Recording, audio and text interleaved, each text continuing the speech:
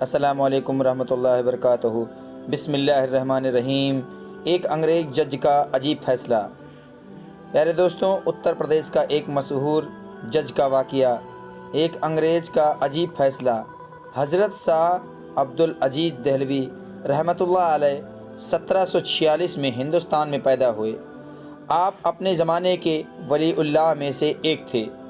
آپ رحمۃ اللہ علیہ کے زمانے میں ایک ہندو پنڈت نے ایک اعلان کیا کہ ہندو ہی سچا ہے اور اسلام جھوٹا مذہب ہے، اور اس نے دلیل پیش کی کہ ہمارا فلاں مندر 2000 سال سے بنا ہوا ہے، آج تک بالکل صحیح سلامت ہے، اس کی دیواریں، کھڑکیاں و دروازے سب کچھ ویسے کے ویسے آج تک اپنی اصلی حالت میں موجود ہیں، جبکہ مسلمانوں کی مسجدیں ایک سال بھی نہیں گزرتا کہ رنگ و روگن، در و دیواریں، کھڑکیاں سب کچھ خراب ہونا شروع ہو جاتے ہیں۔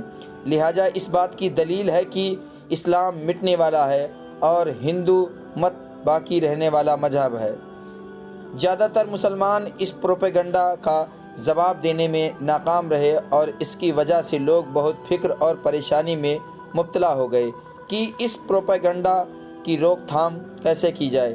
جب حضرت شاہ عبدالعزیز دہلوی رحمۃ اللہ علیہ کو اس واقعے کی خبر ہوئی تو وہ آگے آئے اور انہوں نے اعلان کیا کہ اس ہندو پنڈت کی باتوں کا جواب میں دوں گا۔ تو پنڈت نے آ کر پوچھا کہ آپ کے پاس میری باتوں کا کیا جواب ہے؟ حضرت شاہ عبدالعزیز رحمۃ اللہ علیہ نے کہا، ایسے نہیں، بلکہ کسی دن اسی مندر کے دروازے پر جا کر جواب دوں گا۔ لہٰذا ایک دن مقرر کیا گیا اور مقرر وقت پر مسلمان اور ہندو سب بھاری بھیڑ جمع ہو گئے کہ دیکھتے ہیں کہ حضرت شاہ عبدالعزیز دہلوی رحمۃ اللہ علیہ کیا جواب دیتے ہیں۔ آپ رحمۃ اللہ علیہ مندر کے دروازے پر کھڑے ہو گئے اور قرآن کی آیتیں پڑھیں کہ جن کا ترجمہ یہ ہے کہ اگر اللہ اس قرآن کو پہاڑ پر بھی نازل کر دیتا تو وہ پہاڑ بھی اللہ تعالیٰ کے جلال سے ڈر کر ٹکڑے ٹکڑے ہو جاتا۔ آپ رحمۃ اللہ علیہ پڑھتے جا رہے تھے اور مندر کے در و دیوار اور دروازے کی طرف انگلی سے اشارہ کرتے جا رہے تھے، اور اسی وقت اللہ تعالیٰ نے آپ کے ہاتھ پر اپنے دین کی حقانی کی کرامت ظاہر کر دی اور مندر کی دیواریں گرنے شروع ہو گئیں اور دروازے ٹوٹنے لگے۔ مسلمانوں نے جب یہ منظر دیکھا تو اللہ اکبر کے نعرے لگانے لگے۔ پنڈت فوراً آپ رحمۃ اللہ علیہ کے قدموں میں گر گیا اور کہا، بس کرے، بہت ہو گیا، میں مان گیا کہ اسلام ہی سچا مذہب ہے، لیکن آپ اس کی حقیقت تو بتا دیں کہ یہ کیسے ہوا۔ آپ رحمۃ اللہ علیہ نے فرمایا کہ اللہ تعالیٰ قرآن میں فرماتا ہے کہ قرآن اگر پہاڑ پر بھی نازل کر دیا جاتا تو وہ بھی اپنی جگہ نہیں ٹھہر سکتا تھا۔ پھر اس مندر کی کیا مجال ہے کہ یہ قرآن کے کلمہ کو جھیل پاتا اور اپنی جگہ پر کھڑا رہ سکتا۔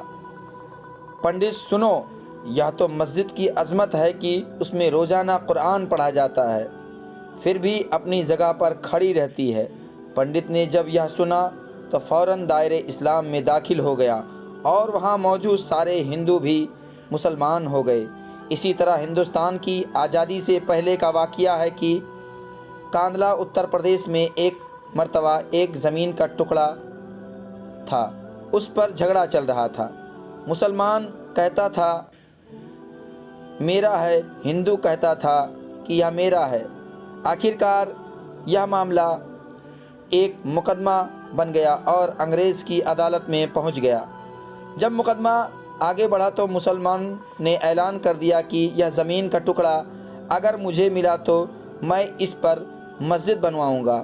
ہندو نے جب یہ سنا تو اس نے بھی کہہ دیا کہ یہ ٹکڑا اگر مجھے ملا تو ہم اس پر مندر بنائیں گے، اور یہ معاملہ بہت زیادہ پھیل گیا، حتیٰ کہ ادھر مسلمان جمع ہو گئے اور ادھر ہندو اکٹھا ہو گئے، اور مقدمہ ایک خاص نائک اور خاص قسم کا بن گیا۔ اب سارے شہر میں قتل و غارت ہو سکتی تھی، خون خرابہ ہو سکتا تھا۔ لوگ بڑے حیران تھے कि नतीजा क्या निकलेगा और ज़मीन का फ़ैसला किस तरह होगा। जज एक अंग्रेज़ था, वह भी परेशान था कि मैं इनके मामले में कैसे कोई सुलह सफाई का पहलू निकालूं।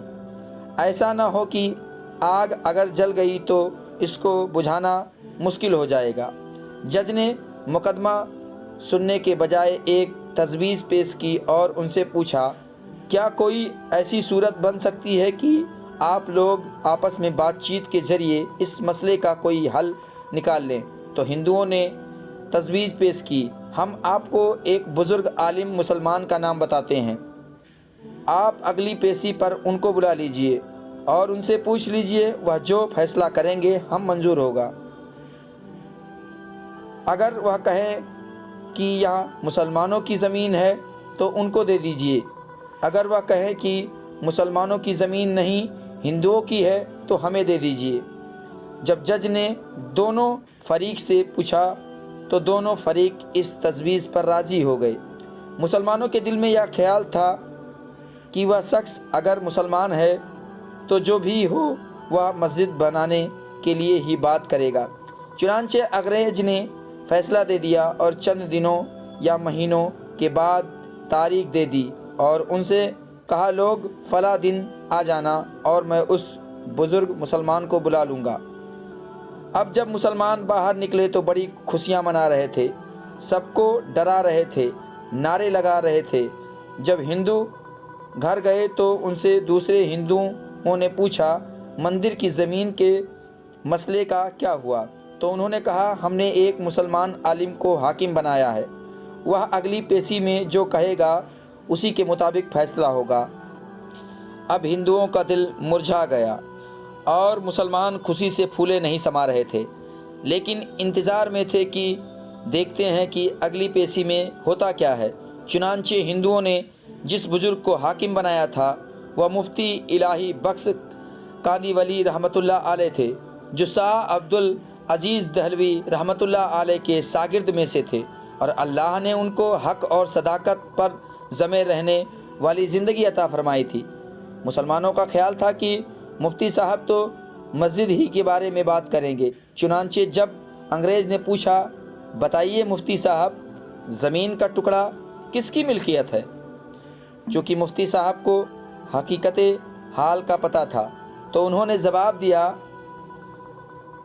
जज साहब, बिला शक यह ज़मीन का टुकड़ा हिंदुओं का है। चुनांचे जब उन्होंने कह दिया कि ज़मीन हिंदुओं की है तो अंग्रेज जज ने अगली बात पूछी, क्या अब हिंदू लोग इसके ऊपर मंदिर की तामीर कर सकते हैं? मुफ्ती साहब ने फरमाया, जब ज़मीन के हक़दार वही लोग हैं तो ये उनकी मर्ज़ी है कि वो जो चाहें करें, चाहे घर बनाएं या मंदिर, ये उनका अपना इख्तियार है। चुनांचे फ़ैसला दे दिया गया और वह ज़मीन का टुकड़ा हिंदुओं के हवाले कर दिया गया। मगर अंग्रेज़ ने फ़ैसले में एक अजीब बात लिखी और वह ये है कि फ़ैसला करने के बाद उसने दस्तावेज़ पर लिखते हुए सभी लोगों से कहा कि इस मुकदमे में मुसलमान हार गए मगर इस्लाम जीत गया। जब अंग्रेज़ ने यह बात कही तो उस वक्त हिंदुओं ने कहा, आपने तो फैसला दे दिया, हमारी बात भी सुन लीजिए।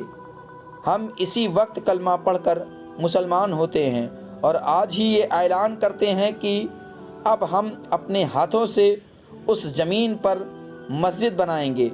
दोस्तों, हज़रत मुफ्ती साहब ने सच बोला और सच का बोल बाला हुआ। झूठ से अल्लाह ताला नफ़रत करता है, इंसान नफ़रत करते हैं और इंसान अपना एतमाद और भरोसा खो बैठता है। एक झूठ को बोलने के लिए कई झूठ बोलने पड़ते हैं, लिहाजा हमें झूठी ज़िंदगी गुजारने के बजाय सच्ची ज़िंदगी को इख्तियार करना चाहिए। इंशाअल्लाह उस पर अल्लाह ताला आपकी मदद फरमाएगा और हमें भी सच बोलना चाहिए। प्यारे इस्लामी भाइयों, अगर ये वाक़यात आपको अच्छी लगी हो तो वीडियो को लाइक करें, दोस्तों को अपने शेयर करें। चैनल को अभी तक सब्सक्राइब नहीं किया है तो चैनल को सब्सक्राइब कर लें। मिलेंगे अगले वीडियो में, तब तक के लिए खुदा हाफिज़।